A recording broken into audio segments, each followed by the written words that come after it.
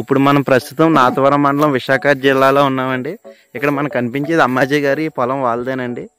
ఈ పొలంలో ఏమేమి వేశారు అడిగి తెలుసుకుందాం.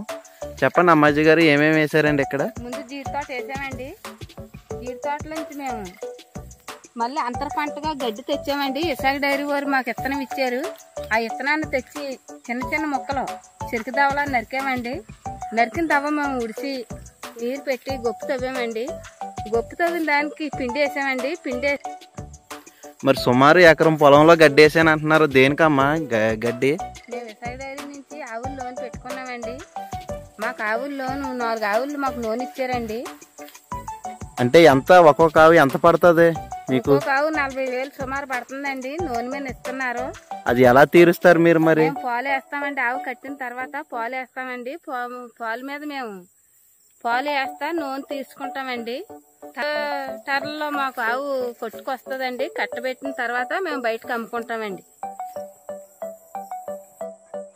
మరి ఎకరం గడ్డిలో ఇంకేమి వేయలేదండి మీరు? ఏమేమి వేశారు? జీడి మొక్కలు వేసామండి. జీడి మొక్కలు కొబ్బరి మొక్కలు వేసామండి. గడ్డి అంటే ఉండిపోయాయండి.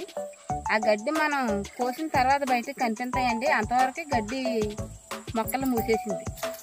మరి ఇలా వేసానంటున్నారు, మీకు ఆదాయం ఏమన్నా వస్తుందా? జీడి చెట్ల నుంచి ఇప్పటిదాకా ఏమన్నా వచ్చిందా మీకు? మాకు 2 సంవత్సరాల నుంచి జీడిపప్పు వస్తుందండి. జీడిపలుకులు సుమారు ఎన్ని కేజీలు వస్తుంది ఎకరం? ఈ చిన్న చిన్న మొక్కల్లా ఉన్నాయి కదా, ముందు సంవత్సరం ఎంత వచ్చింది మీకు ఆదాయం జీడి పిక్కల మీద? ముందు సంవత్సరం బస్తా వచ్చేయండి. రేట్ ఎలాగుంటుంది? రేటు 8,000 అండి. బస్తా 8,000? సరేనండి. అయితే సో ఈ విధంగా అయితే మనం ఈ రైతుని అడిగి తెలుసుకున్నామండి.